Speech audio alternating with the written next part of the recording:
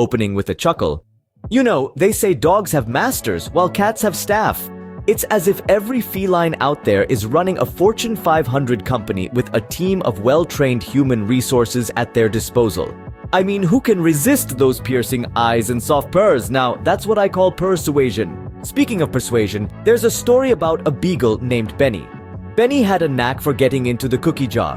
One day, his family decided to put the jar on the highest shelf, thinking Benny wouldn't reach it. But you know what they say about determination. Benny, in his relentless pursuit of cookies, discovered his untapped talent for pole vaulting. Yes, you heard it right. He used the broom as a pole, vaulted onto the kitchen counter, and had a feast. If that's not a gold medal performance, I don't know what is.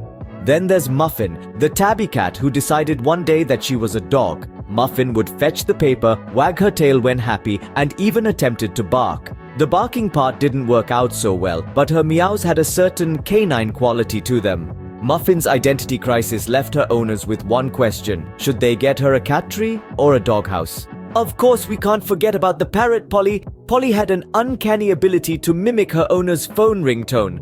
Every time the phone rang, Polly would join in with a perfect imitation. The problem? The owner was a doctor on call. Can you imagine the confusion when the phone rang and the doctor couldn't tell if it was his phone or Polly having a good time?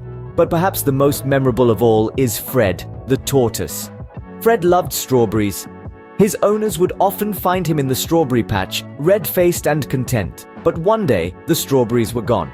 Fred decided to take matters into his own hands, or rather, his own shell. He was spotted at the local market's fruit section, trying to blend in with the strawberries. The sight of a tortoise amongst the strawberries created quite a stir and a lot of laughter. Isn't it amusing how these little creatures can bring so much joy and laughter into our lives? They all have their quirks and unique personalities, just like us. And in their own special ways, they teach us about determination, identity, humor, and creativity.